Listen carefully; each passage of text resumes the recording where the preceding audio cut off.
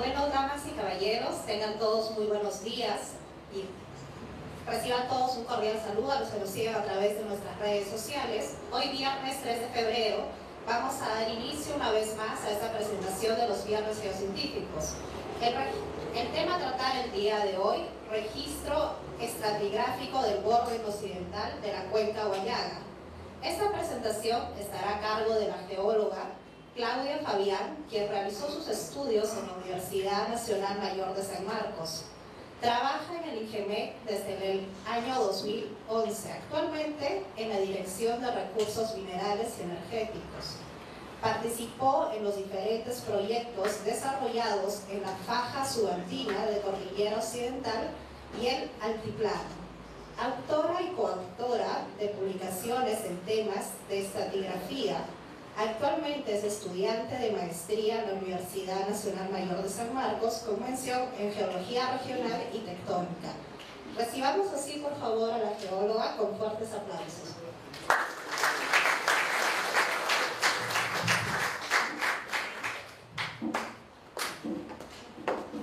Gracias por la presentación.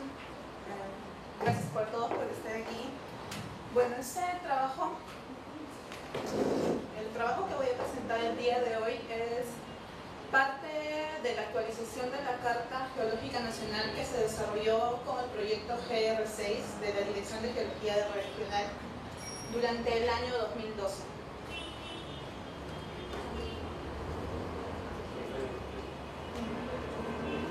Aquí tenemos el contenido que iré a desarrollar hoy: la introducción, la metodología de trabajo, la estratigrafía en la zona de estudio, el potencial de hidrocarburos. Gracias. Y por último, las conclusiones. Una introducción. La zona de estudio se encuentra ubicada entre los departamentos de Amazonas y San Martín. Abarca aproximadamente 2.300 kilómetros cuadrados y como referencia podemos tener a las localidades de Leimebamba, en Amazonas, y Nuevo Chirimoto, que es un anexo de Rodríguez de Mendoza. Voy a hablarles un poco de por qué se sugirió, por qué se continuó ampliando la investigación en esta zona de estudios, que es parte de mi tesis de grado también. En el mapa podemos observar a las unidades de carbonífero y pérmico. Carbonífero en morado, pérmico en lila oscuro. Y las fallas regionales que observamos en la zona. El interés por estas zonas que nos encontramos en el borde de la cuenca sedimentaria del Huallaga. En el cuadro pequeño pueden ver a las cuencas petroleras, el Marañón, Cayali como referencia, y la cuenca Huallaga. Para el año 2012 se contaba con tres lotes, el 180, 182 y 184. Estos lotes estaban en conversaciones para concesión, lotes petroleros. Y estaban en conversaciones y ya estudios con las empresas Ecopetrol y Repsol. El lote 103, que es otro de los lotes más cercanos, está con la empresa Talismán y sí está desarrollándose actualmente. La cuenca Huallaga no es una cuenca tan estudiada. Se cuenta ahora con un pozo exploratorio, el Ponacillo, el cual lamentablemente no resultó ser fructífero. Pero siempre ha existido el interés por estudiar esta cuenca. Lamentablemente ahora el precio del petróleo no apoya para que continúen las exploraciones, pero veamos más adelante qué se nos puede presentar. A raíz de eso se toman como referencia dos zonas de estudio o dos zonas para continuar el estudio, y estas zonas están incluidas al interior de las cartas geológicas que ese año, para el 2012, se estaban estudiando. La carta de Leimebamba y la carta de Guayabamba, las cuales fueron estudiadas para Leimebamba por Agapito Sánchez en el año 95 y por José Sánchez y Javier Jacay en el año 98 para la hoja de Guayabamba. La metodología. Para hacer el estudio de esta zona se realizó el cartografiado regional a escala 1 en 25.000, como se vino trabajando. Se realizaron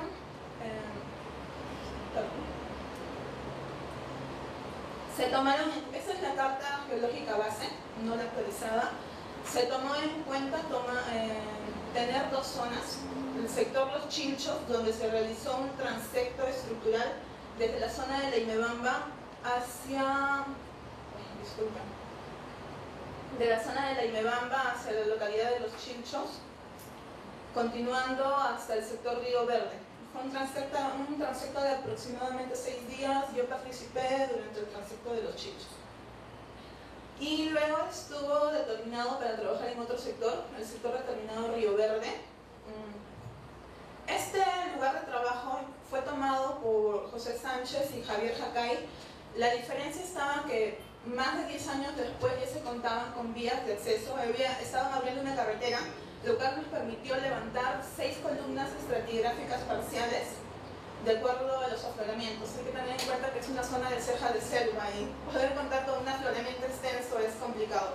Digamos que tuvimos la suerte de poder tener la exposición de los estratos en este lugar. Estratigrafía. Haciendo una compilación de las dos zonas de estudios, se determinó 2 columnas estratigráficas principales, la columna de Los Chinchos y la columna de Río Verde. Estratigrafía. En esta exposición me centro netamente en las unidades más resaltantes o de mayor interés para nosotros, que debería mencionar, que son el Carbonífero inferior, con el grupo AMBO, hasta llegar al tope del grupo Mico, que les iré explicando cómo fue. Para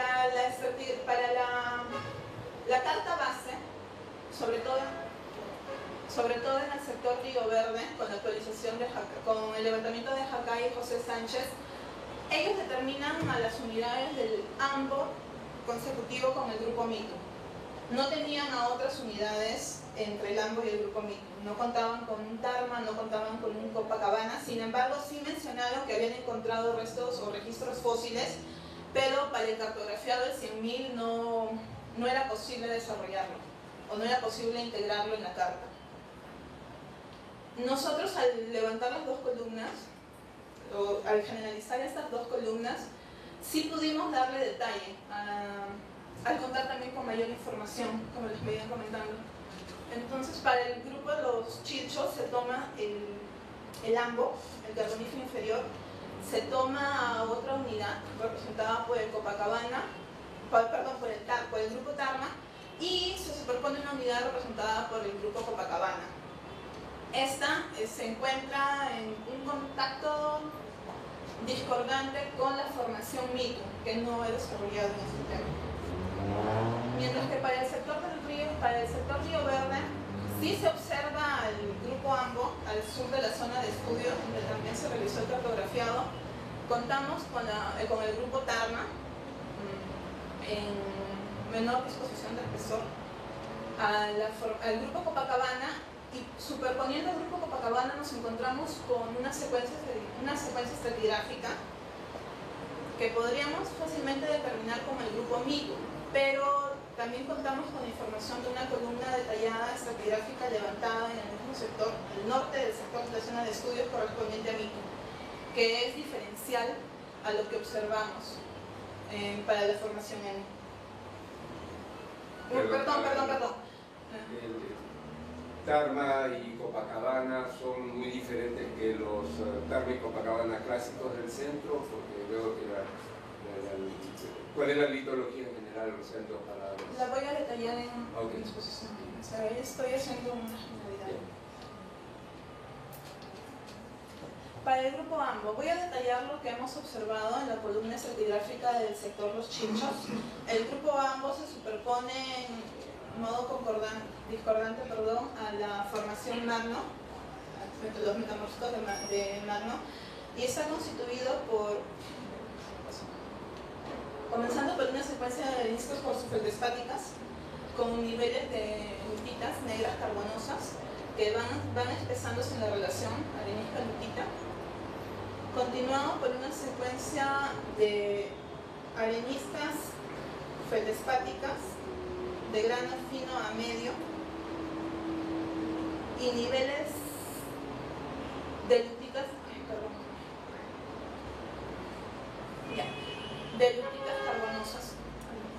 lutitas carbonosas en estratos de 10 a 20 centímetros, continuado por un nivel de microconglomerados o conglomerados muy finos. La imagen con clastos de cuarzo metamórficos, son clastos soportados. El total que se levantó es aproximadamente 1500 metros para el AMBO en este sector. El tarma lo hemos detallado para los dos sectores. En el caso del sector Los Chilchos, la diferenciación que hacemos entre el AMBO y el tarma empieza con el nivel de conglomerados.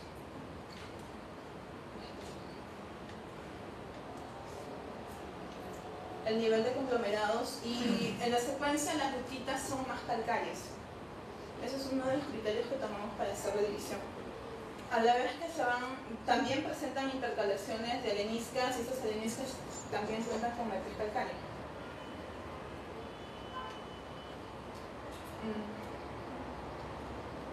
Para el sector Río Verde, generalmente disponemos de dos características. La primera, la intercalación de arenisca calcárea lutita, y la segunda, las areniscas verdosas con niveles lutáceos. Estas areniscas verdosas al microscopio generalmente hablan del grupo tarma con la glauconita. Al microscopio pudimos observar rastros de clorita en una sección delgada. La intercalación que tenía hablando. Para el grupo Copacabana, en el sector Los Chilchos, el grupo Copacabana se presenta de un modo caótico. Son calizas recristalizadas y una coloración gris parduzca, probablemente por óxidos de manganeso que hemos tenido en la zona. Para el sector Río Verde, el Copacabana nos presenta dos secuencias. La primera es una caliza fosilífera de Paxton a Greystone, con fósiles que se pudieron determinar propios, como el Neuspirifer cóndor de Ogilvy, Neuspirifer aquabilia, Pictoploctus, todos estos determinados por Boris del Castillo aquí en Ingemet, y también se contaban ya con el registro de la Sareb del 2011, de otros, y algunos crinoideos y no determinados. Y en la parte superior, la segunda secuencia, nuevamente encontrábamos las calizas recristalizadas. Continuamos con lo que determinamos como la formación N. Tengo que aclarar nuevamente que es un nombre tentativo, o es una determinación que hacemos para poder seguir el registro estratigráfico que estamos determinando. Aquí nos agrupamos en tres unidades. La primera, una intercalación de areniscas cuarzosas de grano fino a medio con niveles de conglomerados. Nuevamente el conglomerado es otro punto para hacer la diferenciación. Seguido de areniscas intercaladas, areniscas grises y areniscas negras. Ya estudiando el N, o la formación característica del N que se determina en el Congo de Paquizapango, no es común encontrar los niveles de arenisca negra para el N propiamente dicho, pero ya pude observarlos en campo para lo que es la unidad NOE. Yo sé que es extrapolarnos demasiado, pero tenemos algo que está diferenciado aquí, entonces es importante tenerlo en cuenta. Y por último, concluye la formación, los niveles. Se quedó.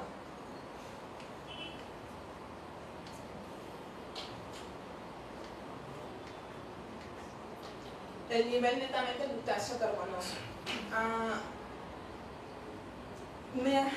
Mientras hicimos los estudios se tomaron muestras de campo y muestras direccionadas para hacer estudio de materia orgánica, dado que al momento de hacer las observaciones se tenían registros o indicios de materia orgánica en las muestras o la litología que íbamos observando.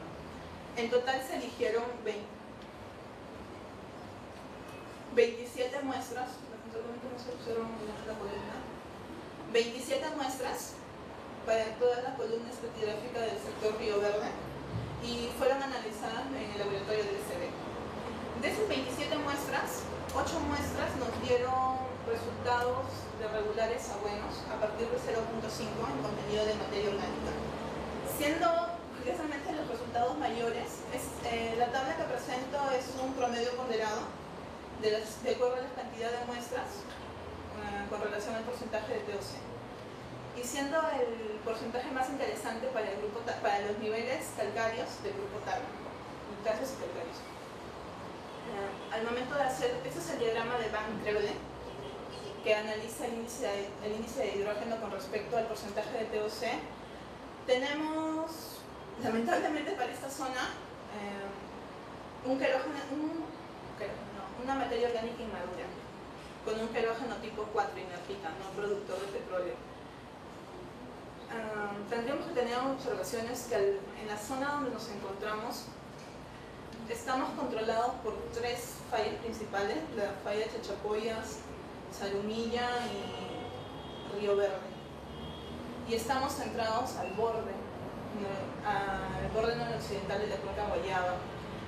Se tiene una línea sísmica principal y que siempre está de referencia tanto en los estudios de Gil, Hermosa, en el Gil 2001, Hermosa 2005 y en uno de los últimos congresos de Pérez Martín, que trabajó en las campañas de campo con Repsol, las que hicieron en esta zona, donde abarca el interés también de este estudio. Esta es la sección, la línea sísmica interpretada de Pérez Martín. Y ellos ya consideran a las unidades, en las estructuras internas del grupo Guayaga, el nivel de despegue no solo en el Copacabana, como venían considerándolo Gil y Hermosa, sino inferiores a lo que es el grupo Mito. Nosotros en este estudio ya tenemos un indicio de qué es lo que podemos encontrar inferior al grupo Mito y hemos podido diferenciar, al mismo tiempo que correlacionamos con algunos pozos de la cuenca Marañón, donde también han podido tocar el Paleozoico, como es el grupo Tarma y el grupo Copacabana. Mediante mis conclusiones, mediante este estudio hemos podido determinar, determinar estratigráficamente a otras unidades entre el Ango y el Mitu, que fueron descritas inicialmente, y estas unidades como el Tarma, Copacabana y un tentativo N.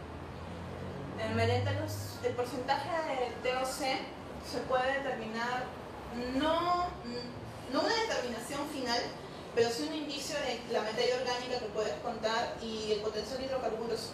Tienen que tener en cuenta que nosotros en GEMEL no acostumbramos o no se tienen los registros, no se tienen en común realizar estudios de TOC y menos aún las reflectancias de vitrinita, lo cual nos ayudaría bastante, sobre todo para ver las unidades y para ver los desplazamientos en edades de las formaciones. El estudio de vitrinita nos da picos o líneas que nos ayudarían a determinar eso, ya que no es igual cuando hay un cambio tectónico o un cambio dinámico.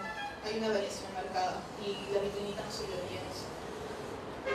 Y bueno, pues, realizando una correlación con la cuenca Marañón y con los datos estructurales de las líneas sísmicas, sería interesante no solamente proyectar la exploración de hidrocarburos para el Cretácico superior del Vivian, que está común para estas zonas andinas, sino también ver qué otras formaciones más antiguas nos pueden dar.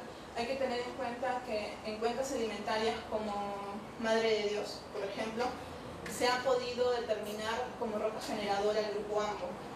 Ahí, es más, explayan hasta el Devónico, Alcabanillas. ¿Por qué no tener eso en la cuenca Guayaba? Eso es todo, gracias.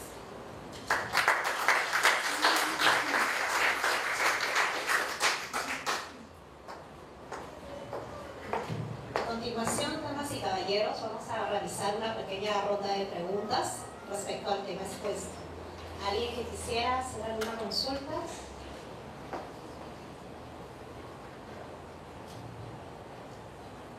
¿A nadie le quedó ninguna